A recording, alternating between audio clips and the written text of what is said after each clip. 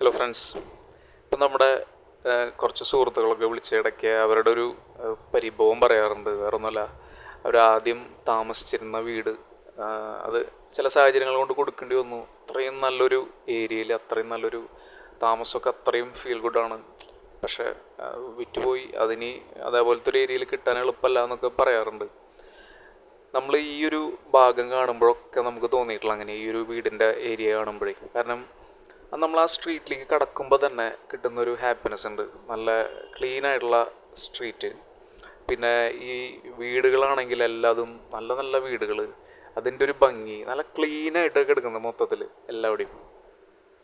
അപ്പോൾ അത്രയും നല്ലൊരു ഏരിയയിൽ ഈ ഒരു ബെസ്റ്റ് ഒരു പ്രോപ്പർട്ടി എന്തിനാണ് സെയിലിന് വെച്ചിരിക്കുന്നതെന്ന് നോക്കുമ്പോൾ ഒട്ടും അതിശയോക്തിയില്ല.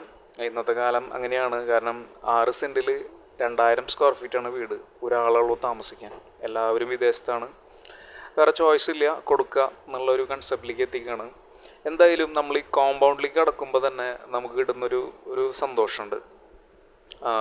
വേപ്പും മാവും മറ്റ് ഒരുപാട് ഔഷധ ചെടികളൊക്കെ നിറഞ്ഞു നിൽക്കുന്ന അതിൻ്റെ ഇടയിലൊരു വീട്, അത് ഭയങ്കര ഹാപ്പിയാണ്.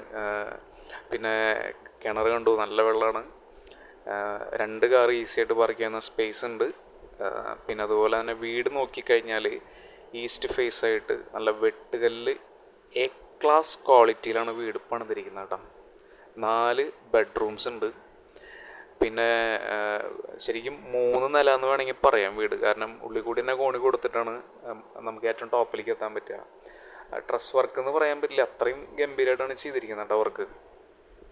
സ്ഥലം വരുന്നത് നമ്മുടെ ഗുരുവായൂർ ടൗണിൻ്റെ അടുത്തായിട്ട് ആനക്കോട്ട ഏരിയയിലാണ്. ഏറ്റവും നല്ലൊരു ഏരിയ എന്ന് പറഞ്ഞാൽ അത്രയും ക്ലാസ് ഏരിയ.